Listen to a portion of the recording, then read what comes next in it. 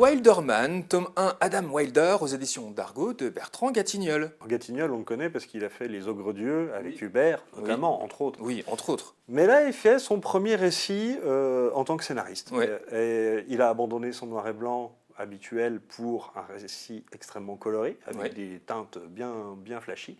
On suit Adam Wilder, qui est un lycanthrope, un loup-garou, dans un univers magique. Il veut devenir le roi des brigands.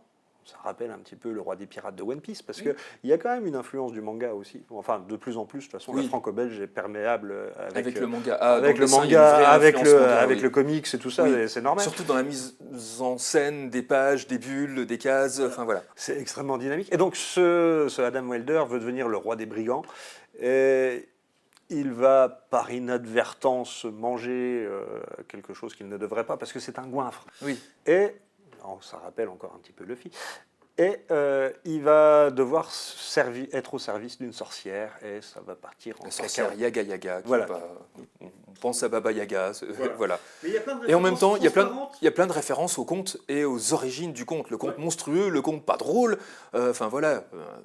Clairement, dès le début, il y a une vraie référence au Petit Chaperon Rouge. Voilà, il y a plein.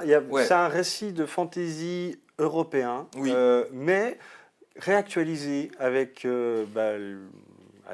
au XXIe siècle, tout bêtement, avec toutes les influences.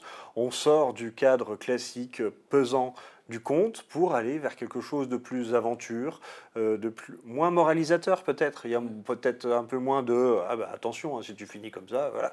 Là, c'est plus fun, c'est plus décomplexé. Oui, parce qu'on est dans un récit de fantasy moyenâgeux avec l'Inquisition qui est là, qui tape sur tout le monde et des rebondissements et du complot et tout ce qu'il faut pour faire passer une bonne BD de divertissement.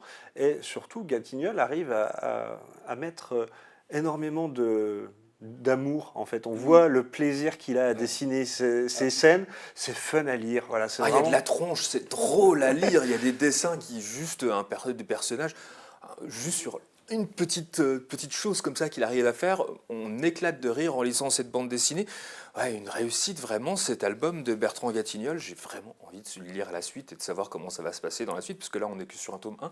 Tu sais en combien de tomes ce sera? Je crois que c'est prévu en 3 ou 4. Eh ben voilà, c'est encore parfait. 3 ou 4 tomes avec un dessin vraiment très manga, très shonen, avec un vrai coup de peps.